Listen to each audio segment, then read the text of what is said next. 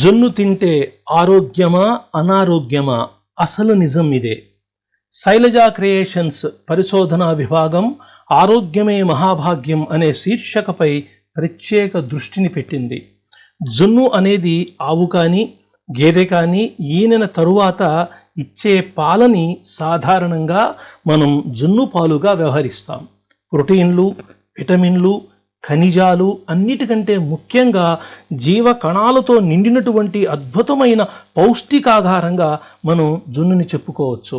ముందుగా జొన్ను వల్ల కలిగే ఆరోగ్య ప్రయోజనాల గురించి తెలుసుకునే ప్రయత్నం చేద్దాం.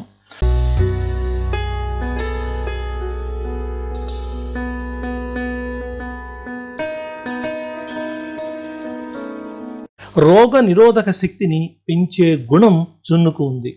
జొన్ను వ్యాధి నిరోధక శక్తిని పెంచి వ్యాధులను ఎదుర్కొనే సామర్థ్యాన్ని పెంచుతుంది.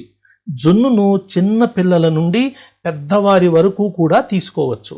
దీని వలన వైరస్, బ్యాక్టీరియాల వల్ల వచ్చే వ్యాధుల బారిన పడకుండా రక్షించుకోవచ్చు. అంతేకాకుండా వైరస్, బ్యాక్టీరియా వ్యాధుల వ్యాప్తిని నిరోధించవచ్చు. కాకపోతే జొన్నును మితంగా తింటేనే హితంగా ఉంటుంది. ఆరోగ్యాన్ని, శారీరక శక్తిని పెంచే గుణం జొన్నుకు ఉంది.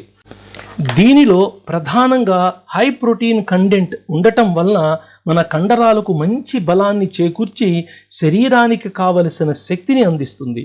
అంతేకాకుండా మానసిక ఒత్తిడిని తగ్గించి మెదడు పనితీరును మెరుగుపరిచే గుణం కూడా జొన్నుకు ఉంది.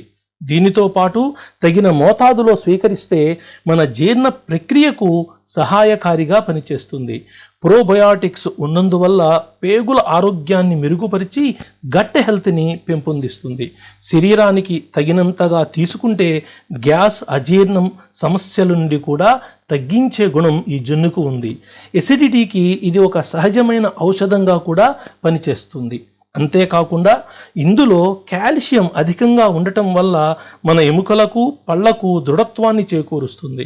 ముఖ్యంగా వృద్ధులకు, వయోవృద్ధులకు వచ్చేటువంటి ఎముకల బలహీనతలను నివారించటానికి ఇది చక్కగా ఉపయోగపడుతుంది.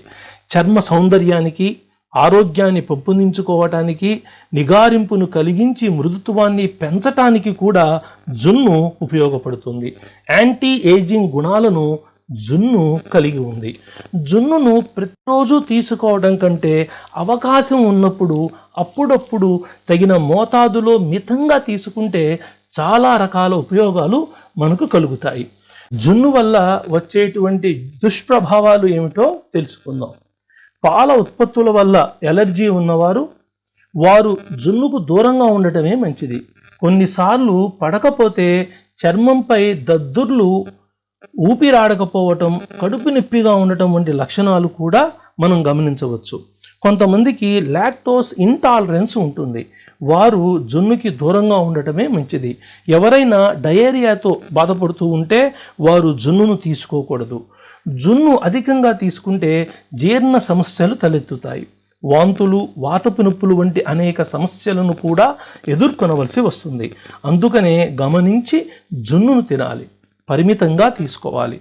పెద్దలు జొన్ను తీసుకున్న తరువాత దోసకాయ ముక్కను తీసుకుంటే దాని చెడు ప్రభావాలను తగ్గించే అవకాశం ఉందని చెబుతూ ఉంటారు. ఈ మధ్య జరిగినటువంటి పరిశోధనల ప్రకారం జొన్నును ఎక్కువగా తీసుకునే వారిలో హార్మోనుల అసమతుల్యతకు దారితీసే ప్రమాదం ఉందని తెలుస్తోంది. దీని వలన అనేక సమస్యలను ఎదుర్కొనవలసి వస్తుంది. అందుకనే జొన్నును అప్పుడప్పుడు మాత్రమే మనం తీసుకోవాలి.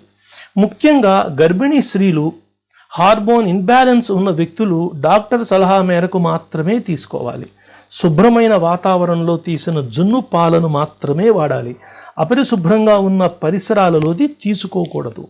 దీని వలన బ్యాక్టీరియా, వైరస్లు పెరిగి అనేక అనారోగ్య సమస్యలు వస్తాయి.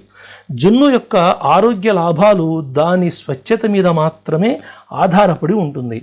పరిశుభ్రంగా ఉండే జొన్నును పరిమితంగా తీసుకున్నప్పుడు దానివల్ల వచ్చేటువంటి ఆరోగ్య లాభాలు అపరిమితంగా ఉంటాయి.